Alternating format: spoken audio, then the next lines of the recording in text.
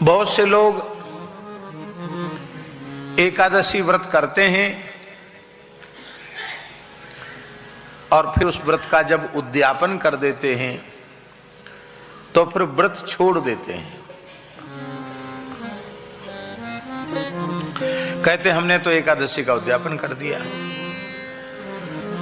तो एकादशी इस प्रकार का व्रत नहीं है कि उद्यापन करके उसका त्याग कर दिया जाए। उद्यापन वो व्रत के संपूर्ण फल की प्राप्ति के लिए है, जिसमें हमको वर्ष भर की एकादशियों का महात्म्य एक साथ सुनने को मिल जाए, सभी एकादशियों के पूजन का अवसर मिल जाए और ब्राह्मणों का, संतों का सम्मान करने का, उनकी पूजा करने का, उनको फलाहार और उनको पारण कराने का सौभाग्य मिल जाए। यही उसका प्रयोजन है। उद्यापन भी करना चाहिए, इस बहाने विशिष्ट पूजा का अवसर मिल जाता है। किंतु यदि सामर्थ्य है शरीर की तो एकादशी का त्याग कभी नहीं करना चाहिए। हमारे यहां धर्म शास्त्र में लिखा है, एकादशी की तिथि पर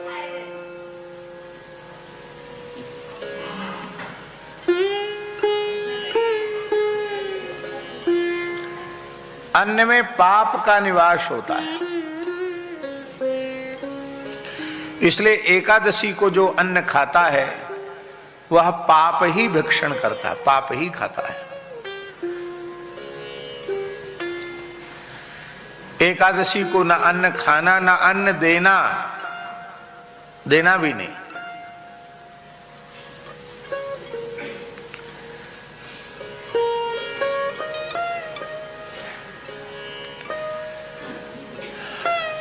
सर्वोत्तम पक्ष है कि प्रत्येक एकादशी निराहार हो। निराहार माने कुछ भी ग्रहण न किया जाए, जल भी ग्रहण न किया जाए, ये सर्वोत्तम एकादशी है। हमारे ब्रज में, चित्रकूट में, अयोध्या जी में अनेक संत ऐसे हैं जो वर्ष भर की एकादशियां निर्जल ही करते हैं, जल भी नहीं लेते।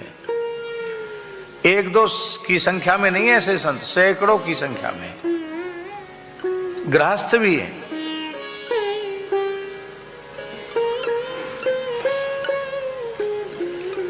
यदि सर्वथा निराहार व्रत संभव न हो तो जल पी करके व्रत करे। जलाहार से भी संभव न हो तो वेद लक्षणा भारतीय देसी गाय का थोड़ा दुग्ध ले ले, दुग्ध पी करके व्रत करे। दुग्ध से भी संभव न हो तो आपके स्वास्थ्य के अनुकूल जो फल हों उन फलों को खा करके आप व्रत करें। यहां तक तो ठीक है। अब फलाहार के नाम पर बादाम का हलवा, मलाई के पुआ, लच्छेदार रबड़ी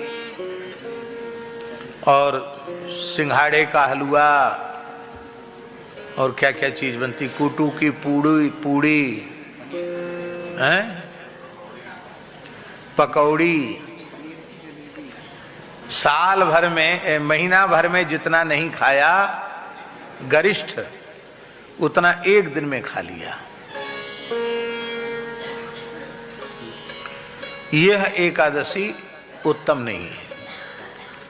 हाँ, इतना जरूर है कि ऐसी एकादशी करने वाले अन्न खाने के दोष से बच जाएंगे, बस इतना है। पर एकादशी व्रत का कोई विशेष पुण्य उनको नहीं होगा।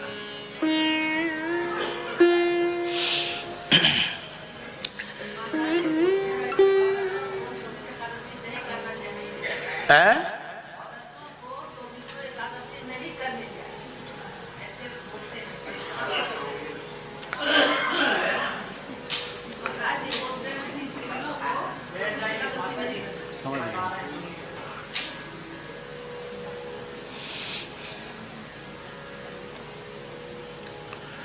भगवान ने गीता में स्पष्ट कर दिया, तस्मात् शास्त्रम प्रमाणम ते कार्या कार्य व्यवस्थितौ। क्या करना क्या नहीं करना इसमें व्यक्ति विशेष प्रमाण नहीं है।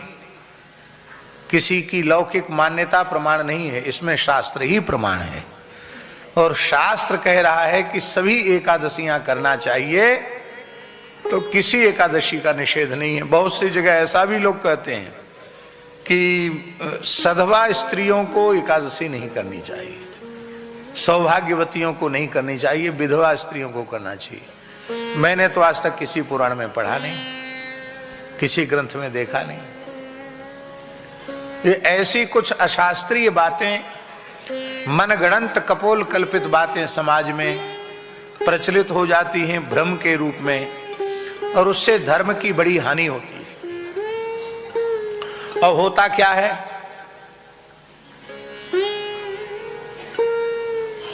होता ये है कि एक वैश्य के यहां पंगत थी, प्रीति भोज। तो एक कुत्ता घूम गया उसमें पंगत में, कहीं से घुस गया। भोज भंडारे के समय कुत्ते जरूर पहुंच जाते हैं। तो पंडित जी बड़े नाराज हुए, उन्होंने कहा सब फेंकवाओ सामान। बोले कुत्ते ने छुआ थोड़ी। बोले छुए चाहे कुत्ता आ तो गया, बिल्कुल हटाओ सब सामान।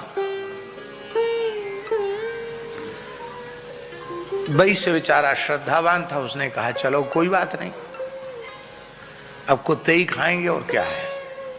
सब सामान उठवाया, सबको फेंकवा दिया। कुत्ते खाओ चाहे सुअर खाओ, कोई खाओ। दूसरी रसोई बनाई गई और लोगों ने पाया यह बात अनुचित नहीं थी। कुत्ता घूम गया तो वस्तुतः वो खाने योग्य नहीं रहा, ठीक है, इसमें हमारा कोई विरोध नहीं है। लेकिन उन्हीं पंडित जी के यहाँ उनके लड़के के ब्याह के प्रीति भोज में एक कुत्ता घुस गया उनके यहाँ भी। अब वो संयोग की बात है, वो वैश्य भी व्यवहार के नाते वहां भोज में गया था। उसने हल्ला मचाया, कुत्ता घुसा कुत्ता घुसा। तमाम लोग हल्ला मचाने लगे, कुत्ता घुसा कुत्ता घुसा। अब हम लोग नहीं खाएंगे, कुत्ता घुस गया इसमें। पंडित जी बोले जरूर है तो बहुत बुरी बात, कुत्ता घुस गया, हम पोथी देखते हैं। तो उन्होंने पोथी देखी, बोले वाह किस रंग का कुत्ता था। बोले लाल रंग का था। वो वाह क्या कहना, बड़ा शुभ होता है, लाल कुत्तम परम उत्तम।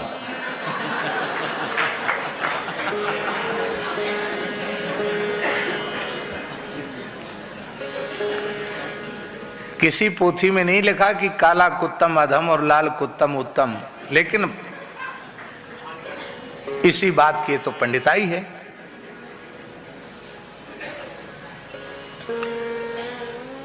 आप्त वाक्यम प्रमाणम, आप्त पुरुषों के वचन प्रमाण होते हैं। व्यास आदि ऋषि आप्त पुरुष हैं, उनके वचन प्रमाण हैं।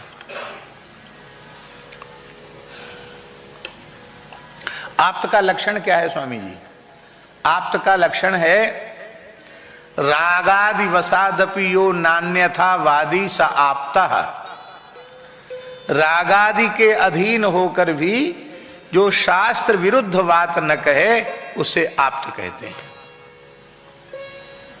जिससे स्वार्थ की सिद्धि हो रही है, वो भले ही चाहे जितना खराब है उसकी झूठी प्रशंसा करते चले जाना, ये आप्त पुरुष का लक्षण नहीं है। तो अनाप्त पुरुषों के वचन ही समाज में भ्रम को उत्पन्न करते हैं। इसलिए हमें शास्त्र को ही प्रमाण मान करके जीना चाहिए। 5 वर्ष की आयु से कम जिस बालक की या बालिका की आयु है, यदि वह व्रत नहीं करता है तो उसको दोष नहीं है एकादशी व्रत का। और 90 वर्ष से अधिक आयु हो गई है किसी की और उसको एकादशी नहीं बनती है, छूट गई एकादशी, तो उसको 90 वर्ष से अधिक आयु वाले वृद्ध को भी एकादशी छूट गई, उसका दोष नहीं है। अभी एक वृद्ध आकर यहां बैठे थे, प्रदीप जी के ताऊ जी, 99 वर्ष की आयु। क्यों आपने बताया? 99 वर्ष की आयु, और अभी भी वो बिल्कुल ठीक थे। कोई बात होगी चले गए, बैठने में असुविधा हो रही होगी, लेकिन इस आयु तक चल फिर रहे हैं, ये बड़े प्रशंसा की बात है। तो इस आयु में पहुंचने के बाद किसी का छूट जाए तो कोई बात नहीं, अथवा किसी के शरीर में इस प्रकार की बीमारी है कि उसे समय समय से दवाई खाने के लिए कुछ न कुछ खाना पड़ता है, तो ऐसा व्यक्ति व्रत करे और अपने स्वास्थ्य के अनुकूल आहार 1 बार 2 बार 3 बार दवाई उसको खानी है इसलिए ग्रहण कर ले, तो उसको भी दोष नहीं है। इसलिए दोष नहीं है कि उस शरीर की आवश्यकता है। एक व्यक्ति, मलुकपीठ की बात है, एक व्यक्ति, उनका भगवत शरणागति संस्कार, दीक्षा संस्कार हो रहा था। थोड़े बुजुर्ग थे, 60-65 साल के ही होंगे, ज्यादा नहीं थे। वो बैठे बैठे लुढ़क गए, एकदम गिर गए, बेहोश जैसे हो गए। तो हमको लगा क्या हो गया, सुनते सुनते भाव आ गया, ऐसा कैसे हो गया।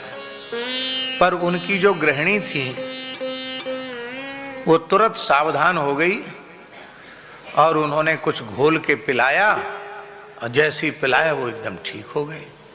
बड़ा चमत्कार भैया, क्या दवाई पिला दी?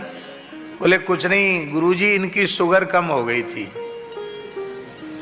तो इनको मीठा घोल के पिला दिया और ठीक हो गए। तो शुगर कम क्यों हो गई? बोले दवाई खाते हैं और यहाँ बता दिया कि जब तक संस्कार नहीं हो तब तक कुछ खाना पीना नहीं है, इसलिए इनको बेचारों को शुगर लो हो गया। तो भैया ऐसी कोई समस्या हो तो फिर शुगर की दवा लेने के लिए कुछ खाना आवश्यक है, तो जो व्रत के अनुकूल है वह खाकर के दवाई ले लेना